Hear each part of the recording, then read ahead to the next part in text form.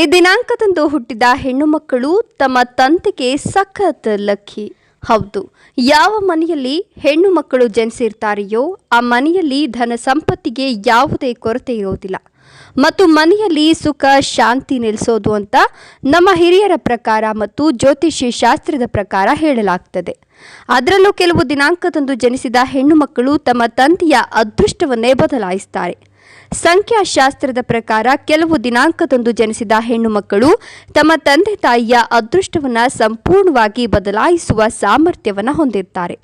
ಆ ಅದೃಷ್ಟದ ದಿನಾಂಕ ಸಂಖ್ಯೆಗಳ ಬಗ್ಗೆ ಮತ್ತು ಆ ದಿನಾಂಕದಲ್ಲಿ ಹುಟ್ಟಿದವರು ಹೇಗಿರ್ತಾರೆ ಅಂತ ಇವತ್ತಿನ ವಿಡಿಯೋದಲ್ಲಿ ತಿಳಿಯೋಣ. ಅದಕ್ಕೂ ಮುನ್ನ ನಿಮ್ಮ ಮನೆಯಲ್ಲಿಯೂ ಕೂಡ ಹೆಣ್ಣು ಮಕ್ಕಳು ಇದ್ರೆ ತಪ್ಪದೇ ವಿಡಿಯೋಗೆ ಲೈಕ್ ಕೊಟ್ಟು ಶೇರ್ ಮಾಡಿ.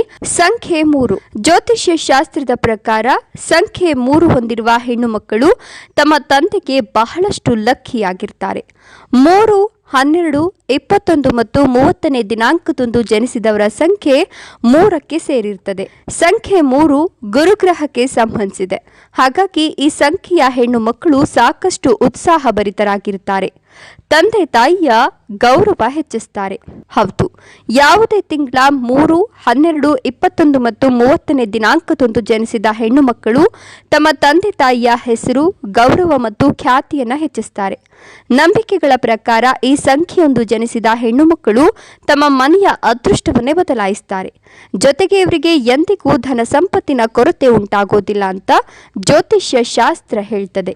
ಗಂಡನಿಗೆ ತುಂಬಾನೇ ಲಕ್ಕಿ. ಹೌದು, ಸಂಖ್ಯೆ 3ಕ್ಕೆ ಸೇರಿದ ಹೆಣ್ಣು ಮಕ್ಕಳು ವೈವಾಹಿಕ ಜೀವನದಲ್ಲಿ ತುಂಬಾ ಸಂತೋಷವಾಗಿರ್ತಾರೆ.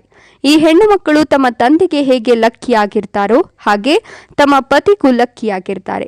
ಇವರು ಯಾವ ಮನೆಗೆ ಕಾಲಿಡ್ತಾರೋ ಆ ಮನೆಯಲ್ಲಿ ಸಂತೋಷದ ಅಲೆಯೇ ತುಂಬಿರ್ತದೆ.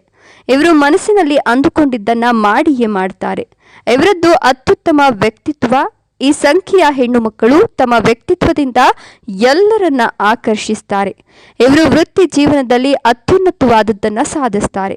ಜೊತೆಗೆ ಇವರ ಮೇಲೆ ಲಕ್ಷ್ಮೀ ದೇವಿಯ ವಿಶೇಷ ಕೃಪೆ ಇರಲಿದೆ.